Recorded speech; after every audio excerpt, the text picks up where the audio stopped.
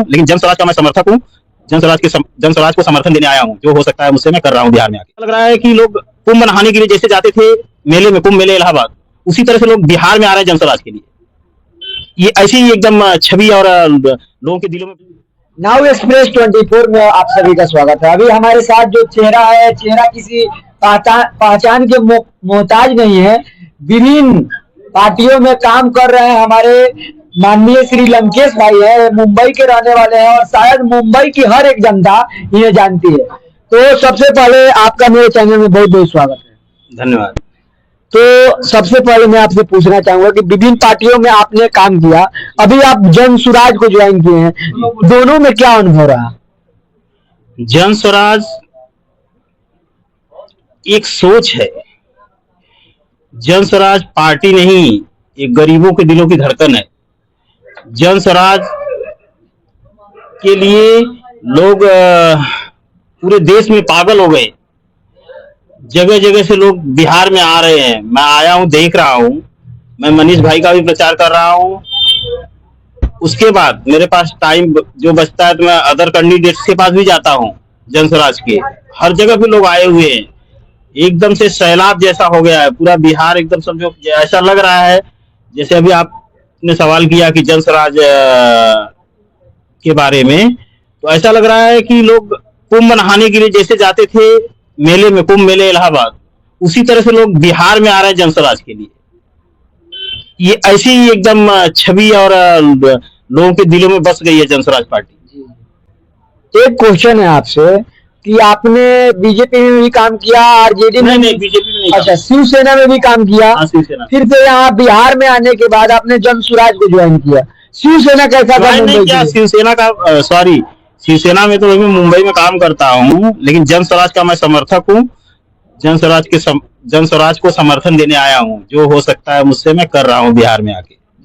तो एक बात बताइए कि अक्सर लोग कहता है कि बिहार में बदहाली है, बिहार में अशिक्षा है, बिहार में रोजी रोजगार नहीं है। आप अपने मुंबई का तुलना बिहार से कैसे कर सकते हैं? नहीं, मुंबई तो पूरे देश में नंबर 1 है। लेकिन जन स्वराज ऐसी पार्टी है कि मुंबई बना देगी बिहार को भी, अगर लोग जन स्वराज को चांस देते हैं तो। मोदी जी ने कहा कि आप मुझे मौका दो, मैं मोतिहारी को मुंबई बना दूंगा, चनपटिया को चेन्नई बना दूंगा और फिर पूर्णिया को पुन्ना बना दूंगा। क्या ये लगता है कि बीजेपी की सरकार आएगी तो कर पाएगी? नहीं, वो तो इसके पहले 15 लाख दे रहे थे बहुत से उनके। बीजेपी की, मोदी जी की जो सियासत है वो बालू के रेत से जैसे दीवार बनाते हैं वैसी है उनकी बातें। वो सिर्फ बातें ही करते हैं। बोल बच्चन की पार्टी है वो। बीजेपी की पार्टी बोल बच्चन की पार्टी? बीजेपी बोल बच्चन पार्टी है। एक बात बताइए कि अभी बिहार में एकदम करीब इलेक्शन है, जितना लोगों का उद्देश्य इस बार हम लोगों के नहान मेले में नहीं है, उतना इस बार के इलेक्शन में है। और मैं आपसे जानने का कोशिश करूंगा कि बीजेपी के नीतीश कुमार जी जो बिहार के मुख्यमंत्री हैं, उनके द्वारा इलेक्शन के टाइम में हमारे महिलाओं को 10-10 हजार रुपया दिया गया है।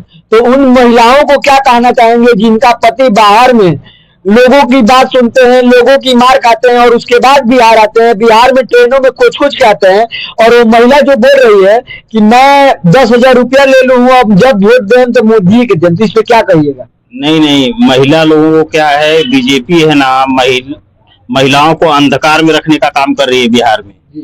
क्योंकि बीजेपी 10 हजार दी, लेकिन जन स्वराज ने कार्ड दिया होगा, आपको पता होगा। लोगों को पीएलसी कार्ड, उससे हर महीने 20 हजार रुपए मिलेंगे। हर महीने 20 हजार मिलेंगे। तो क्या लगता है आप बिहार में बीजेपी की पार्टी देखना चाहते हैं या जन स्वराज की पार्टी देखना चाहते हैं? ऑब्वियसली जन स्वराज। अच्छा, मोदी जी के चनपटिया को चेन्नई में बदलते हुए नहीं देखना चाहते हैं? प्रशांत किशोर जी के चनपटिया को बदलते, मनीष कश्यप के चनपटिया को बदलते हुए आप देखना चाहते हैं? नहीं, मोदी जी की बातें किताबी बातें होती है। अच्छा, उनके वादे है ना, झूठे वादे होते हैं। वो एकदम सेल्फिश इंसान है, सेल्फिश पीएम है देश के। पीके जी वैसे नहीं है। प्रशांत किशोर भगवान राम के अवतार है, इसीलिए उनकी पार्टी के चुनावी यात्रा में देश के कोने कोने से लोग जैसे कुंभ में नहाने के लिए आते थे इलाहाबाद में, उसी तरह से मैं देख रहा हूँ बिहार में हर जगह देश के कोने कोने से लोग आ रहे हैं समर्थन देने के लिए।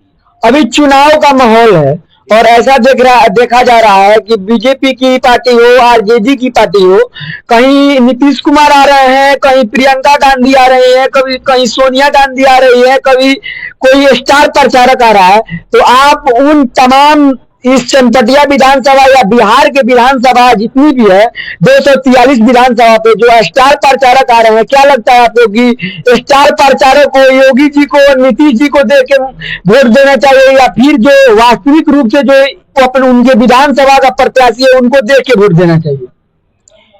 पीके सर के सामने सब लोग फ्यूज हो चुके बल्ब की तरह है, किसी की कोई वैल्यू नहीं है। वैल्यू मीन्स पीके सर के सामने उनकी सच्चाई, उनकी ईमानदारी, उनकी मेहनत के सामने पब्लिक भी समझ चुकी है, किसी की दाल गलने वाली नहीं है। लोग ऐसे ही आते जाते रहेंगे हवा के झोंके की तरह, आएंगे जाएंगे, होने वाला कुछ नहीं है।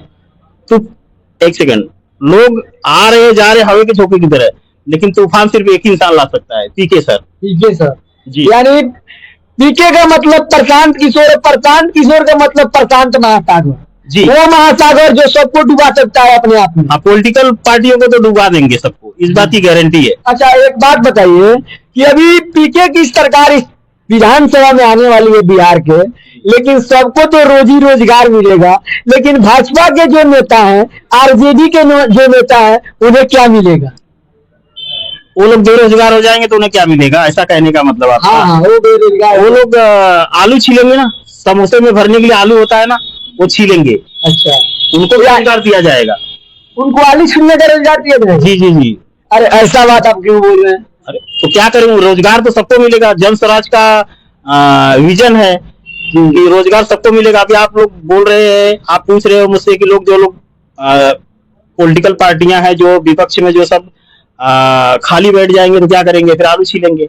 अच्छा, हाँ, तो क्या लगता है कि अगर ऐसी पार्टियां जो मजदूरों को सताया है और मजदूरों को कहीं नहीं तो कहीं उनके योग्यता के आधार पे नहीं, उन्हें मजदूर बना के आलू छिलवाया गया है, इस बार वो नेता आलू छिलेंगे? जी, आलू छीलेंगे और उसके बाद बिहार वासियों को होम डिलीवरी करेंगे समोसे की। अच्छा जी, तो हमें लग रहा है कि बिहार का जो सबसे फेमस चीज लिट्टी और समोसा है, इस बार सप्लाई नेता करेंगे, मजदूर नहीं। जी जी जी जी, बिल्कुल बिल्कुल। अब जन स्वराज सबको रोजगार देगी, इनको भी देगी। जी जी। अभी आप जहाँ पे बैठे हुए हैं चनपटिया विधानसभा में, चनपटिया विधानसभा के पीछे एक स्टार्टअप जोन है जो जिसकी स्थापना 1920 में हुई। यहाँ तेजस्वी यादव भी आए, विभिन्न पार्टियों के नेता भी आए।